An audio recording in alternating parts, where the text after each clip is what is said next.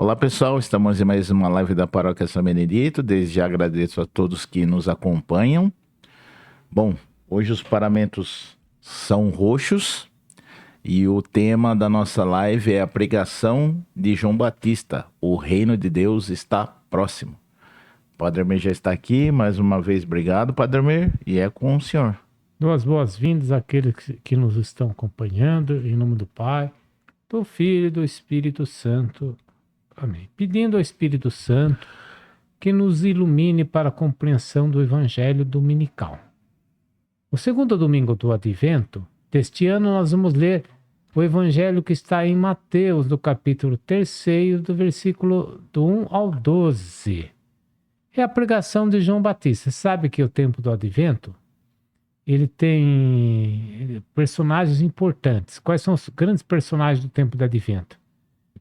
Os profetas Isaías e João Batista, e Maria e São José. São os personagens importantes do tempo do Advento.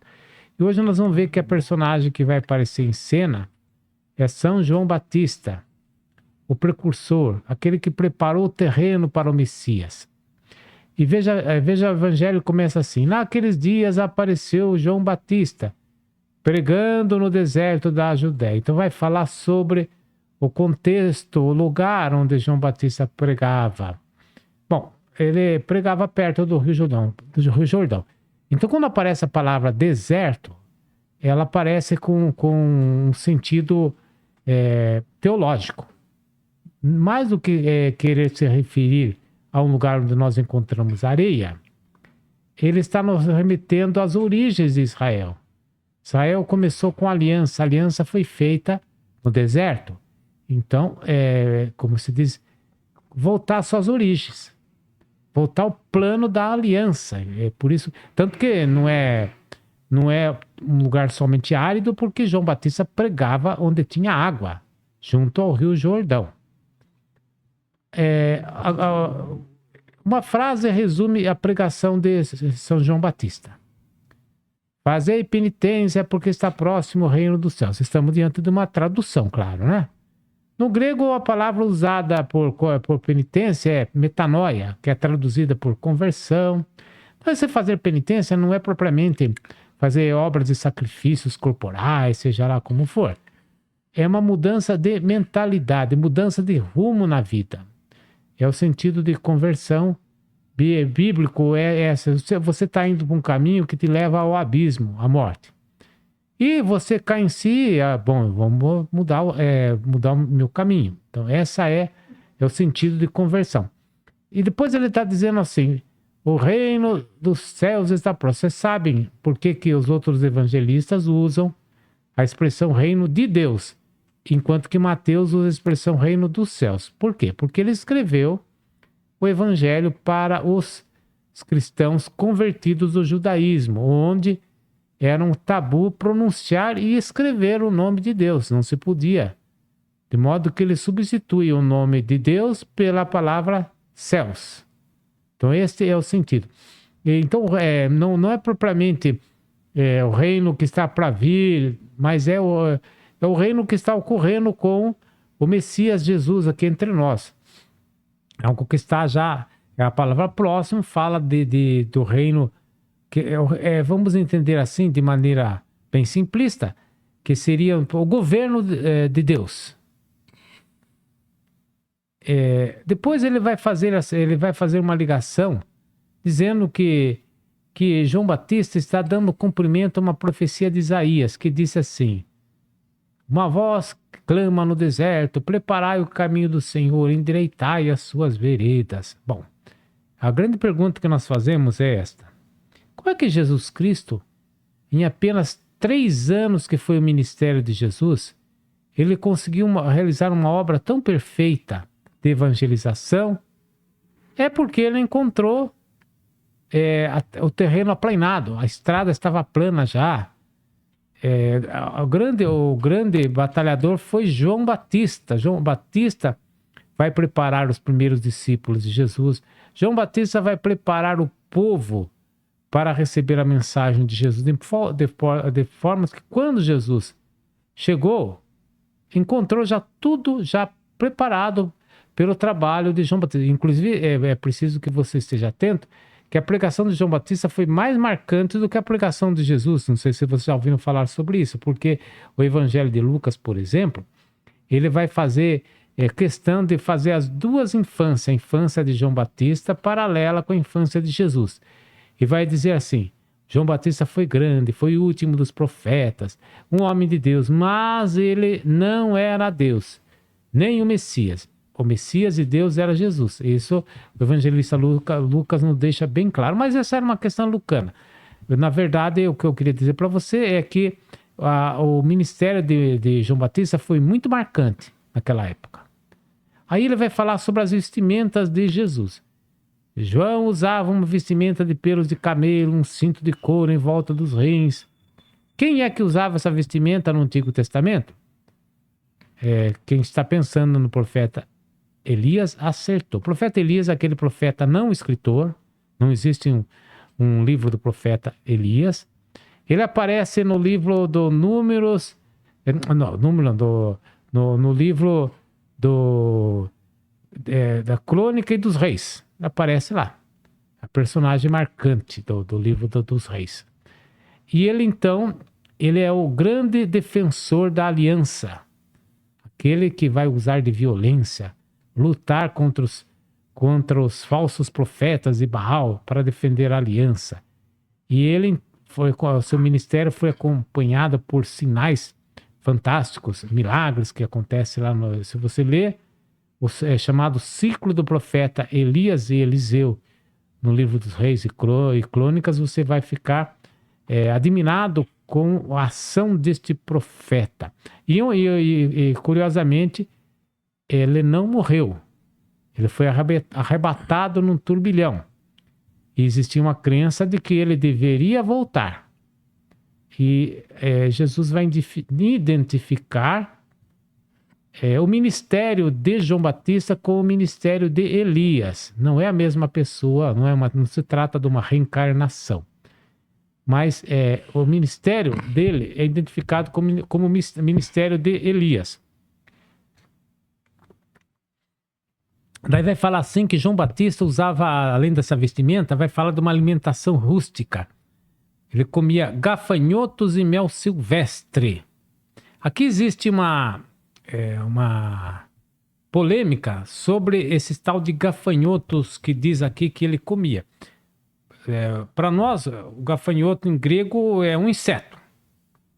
Só que existe uma informação, e os comentadores da Bíblia se dividem. Uns acham que se trata de... É o nome também de uma fruta. Vamos lá, que eu encontrei aqui, ó. Além de insetos comestíveis, a palavra também pode se referir à vagem da alforrebeira, uma fruta doce e nutritiva, conhecida na região como pão de São João ou gafanhoto. Bom, é isso daí. Mas mesmo que for, eu acredito, vamos dizer para você, que o que tem que estar saliente para nós aqui, que ele era um homem de vida ascética, de vida de penitência, de disciplina, que se alimentava então de forma bastante rústica, com mel e gafanhotos. As pessoas de Jerusalém e de toda a Judéia e de toda a vizinhança do Jordão vinham até ele, confessavam seus pecados e eram batizados por ele. Pois ele então tinha o seu ministério junto ao rio. E ali ele fazia um batismo. Batismo é mergulhar, é lavar. Não é um batismo de perdão de pecados, um batismo de conversão. Não se trata do batismo sacramental, como é o sacramento do batismo que os cristãos vão introduzir depois com Jesus. Então, seria para marcar uma conversão. É interessante que esses banhos rituais é muito comum dentro do próprio judaísmo. Se alguém visitar uma sinagoga judaica, vai ver que eles têm lá parece até no milagre da bodas de Caná, fala lá dos 6 talhas de pedra destinadas aos ritos de purificação dos judeus. Então é assim, os homens, cada vez que iam num culto, eles passavam para o banho de purificação. E a mulher passava uma vez por mês. Claro, ligado com a menstruação, esse tabu que tem dentro do judaísmo. Mas isso, como também tem quase nas grandes religiões, você vai encontrar isso no Islã, você vai encontrar, por exemplo, no hinduísmo, lá com o Rio Ganges e tudo mais. Marca, então, a purificação, conversão, tudo ligado. O grande problema que Israel estava vivendo na época é a corrupção. Corrupção e o pecado. Ao ver, porém, que muitos dos fariseus e dos saduceus vinham ao seu batismo, disse-lhes: olha, o discurso de João com relação aos saduceus, a elite judaica, né? Os fariseus eram a elite religiosa. E, veja só o discurso que João tem para contra eles. É um discurso bastante crítico. Raça de víboras, quem vos ensinou a fugir da cólera vindoura? Dai, pois, frutos de verdadeira penitência. Não digais dentro de vós: nós temos a Abraão por pai. Pois eu vos digo, Deus é poderoso para suscitar destas pedras filhos de Abraão. O machado já está posto à raiz da árvore. Toda árvore que não produzir bons frutos será cortada e lançada ao fogo. Então, o que nós podemos deduzir?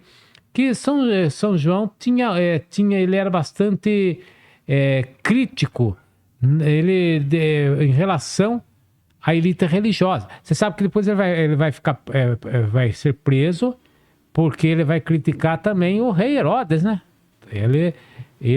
Então, ele não é aquele que de meias palavras. Geralmente, os falsos pregadores, esses gostam de colocar uma carga pesada sobre o povo, simples, né?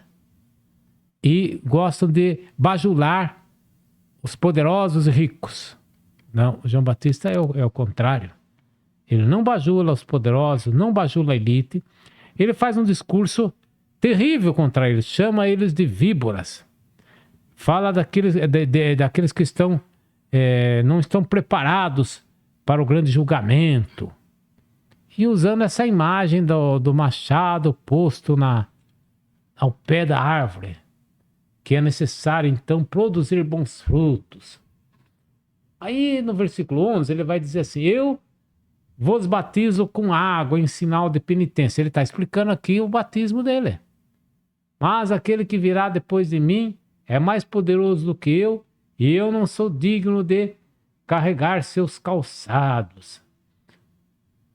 Aqui mencionou o calçado.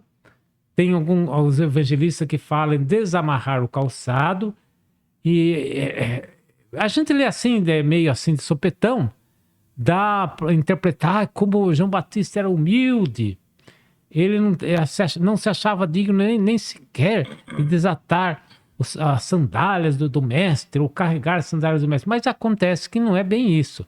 Você tem que recordar sempre a passagem do Antigo Testamento.